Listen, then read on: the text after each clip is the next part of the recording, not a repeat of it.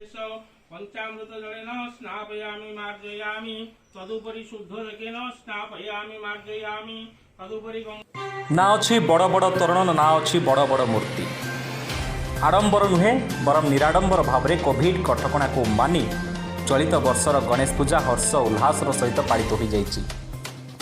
Covid नियम को मानिबा को जाई पूरा पल्ली रे क्लब गुड़िकरे पूजा करा न जाई स्कूल कॉलेज गुड़िकरे छात्र छात्री बिना पूजा करा जाइछि एवं सबुठारु बड़ कथा होउछि घरे घरे लोक गणेश पूजा करिसंति। ए परिप्रेक्षी रे आमे कहूछु विद्याधरपुर कथा जेउटिकी कोविड कटकणा को सामना रे रखी रत्नाकर भवन रे पूजा अर्चना करा जाइछि। श्री गणेश को आवाहन करा जाइछि।